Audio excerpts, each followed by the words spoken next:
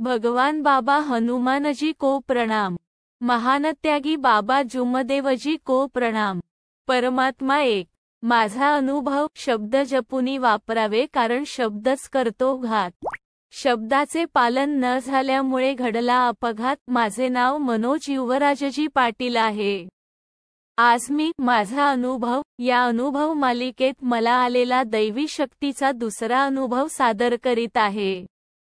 माझ्या प्रथम अनुभवात आम्ही या मानवधर्मात का आणि कशा प्रकारे आलो याबद्दल सविस्तर सांगितले होते। सदर अनुभव दिनांक 17 जुलै 2018 ला झालेल्या माझ्या अपघाताबद्दल आहे। झाले असे की आम्हाला आमच्या मोठ्या ताई, मोठ्या वडिलांची मुलगी उमा ताईच्या घरी कापसी महालगावला भोजनाचा कार्यक्रम होता। तर आम्ही तिथे भोजनाकरिता गेलो होतो। नागपूरला माझा एक मोठा दादा सुभाष पाटील असतो, तो पण तिथे आला होता। माझे मोठे वडील संजय पाटील आणि मोठी आई निर्मला पाटील सुद्धा आली होती। तसेच मी माझ्या लहान चुलत भावाला घेऊन गेलो होतो। त्याचे नाव प्रज्वल पाटील आहे। त्याचे वय 15 वर्षे आहे। रात्री आमचे सर्वांचे जेवण वगैरे आटोपले आणि मग आम्ही आमच्या गावाला परत येण्यासाठी निघालो। आम्ही आमच्या दुचाकीने येत होतो। माझा लहान भाऊ गाडी चालवित होता। सर्व काही व्यवस्थित चालले होते आणि आम्ही सुखरूप लिहिगाव या गावापर्यंत पोहोचलोच होतो। तेवढ्यात अचानक एक दुसरा दुचाकीस्वार आपली बाजू सोडून चुकीच्या बाजूने आला। तो गाडी थोड्या वेगाने चालवित होता। त्यामुळे माझा लहान भाऊ गोंधळला आणि त्या व्यक्तीने सुद्धा गाडी थोडी लहरत चालविली। कदाचित तो व्यक्ती दारू पिलेला असेल।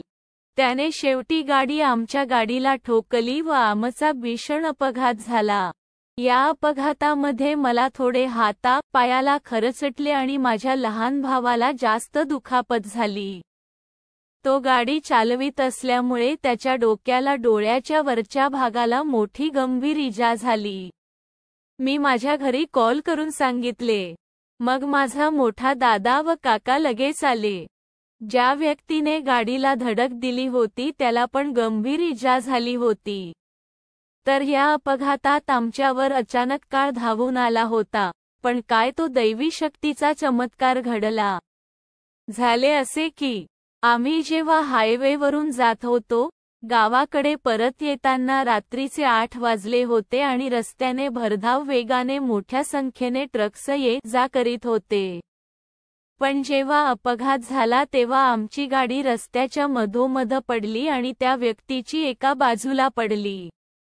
पण जेव्हा गाडी पडली तेव्हा अचानक असे घडले की आम्ही उठून बाजूला होतपर्यंत एकही गाडी किंवा ट्रक्स वगैरे आले नाही। तर मला कमी दुखापत झाली असल्यामुळे मी स्वतःला लगेच अपघातातून सावरले आणि लहान भावाला उचलले। त्याला मोठी इजा झाली असल्यामुळे रक्तस्राव सुरू झाला होता आणि तो त्याची शुद्ध हरपत होता। मग मी त्याला उचलून बाजूला नेले। हे सर्व करण्याकरिता कमीत कमी 3 ते 4 मिनिटे वेळ लागला। पण बाबांची कृपा बघा की एकही वाहन त्या क्षणी आले नाही। नाहीतर काही पण अनपेक्षित घटना नक्कीच झाली असती। बघा परमेश्वर कसा आपल्या सेवकांच्या मदतीस वेळोवेळी धावून येतो। नंतर घरचे लोक आम्हाला कामठीच्या प्रभात हॉस्पिटलमध्ये घेऊन गेले। त्यांनी लहान भावाची केस जास्त सिरियस असल्यामुळे स्वीकारली नाही आणि नागपूरच्या शुअरटेकला पाठवले। मग तिथे लहान भावाला दाखल केले आणि त्याला एक रात्र अतिदक्षता विभागात ठेवले। मग दुसऱ्या दिवशी दुपारनंतर जनरल वॉर्डमध्ये आणले आणि मग रात्री सुट्टी दिली। मग मी माझे दुसऱ्या दिवशी उपचार केले। आम्ही दोघेही व्यवस्थित सुखरूप आहोत आणि आता लहान भावाला डॉक्टरांनी आराम सांगितला आहे। त्याचे डोक्याचे टाके काढल्यानंतर मग तो शाळा पण लवकरच सुरू करेल। नंतर मी स्वतः असा विचार केला की असा अचानक माझा अपघात का बरं झाला असेल। तर मग मी खूप आठवण केली की माझ्या काही चुका वगैरे झाल्या काय। तेव्हा मला आठविले की मी विनंती करताना बाबांना असा शब्द दिला होता की मी माझे ITI चे पेपरचे निकाल लागल्यानंतर आणि पास झाल्यानंतर मौदा मानवधर्म आश्रम मध्ये जाणार। माझा एप्रिल महिन्यात निकाल लागला होता आणि मी फर्स्ट सेमिस्टर पास पण झालेलो होतो। त्यानंतर माझा अपघात झाला।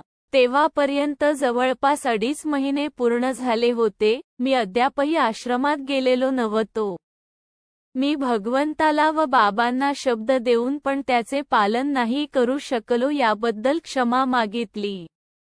आता परत माझे सेकंड सेमिस्टर आहेत, तर मग मी आता ठरवलं आहे की शब्द न देता जसा मला वेळ मिळाला की जाईल।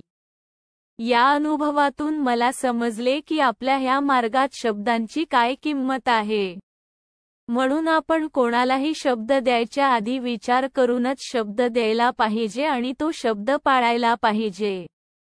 दुसरी अति महत्त्वाची गोष्ट म्हणजे गाडी चालवताना हेल्मेटचा वापर अवश्यच करायला पाहिजे। तेव्हा माझ्या भावाने हेल्मेट घातले असते तर इतकी मोठी इजा झाली नसती। कितीही संकटे आली तरी आपण आपल्या भगवंताचे नामस्मरण करीत राहायला पाहिजे, कारण भगवंत आपली परीक्षा घेत असतो की हा सेवक ही परीक्षा पास करू शकतो की नाही आणि याचा परमेश्वरावर किती विश्वास व श्रद्धा आहे। भगवंत आपल्याला खूप प्रकारच्या अनुभूती देत असतो, चांगल्या आणि वाईट दोन्ही प्रकारच्या। जोपर्यंत आपल्यावर संकटे किंवा दुःख येत नाही तोवर आपणास सुखाची किंमत सुद्धा कळत नाही। आपण जेव्हा मार्गात आलो होतो तेव्हा आपण भगवंताला एका परमेश्वराच्या चरणी मरण्याचे वचन दिले होते, मरे या जिये भगवत नाम पर।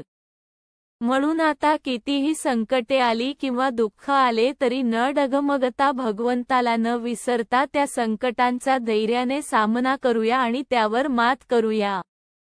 लिहिण्यात काही चूक भूल झाली असेल तर भगवान बाबा हनुमानजी व महानत्यागी बाबा जुमदेवजी यांना क्षमा मागतो।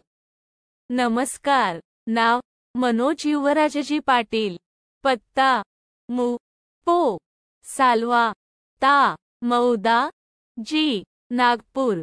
सेवक क्रमांक 14887। मार्गदर्शक श्री ज्ञानेश्वरजी वंजारी, सालवा। परमपूज्य परमात्मा एक सेवक मंडळ वर्धमान नगर, नागपूर।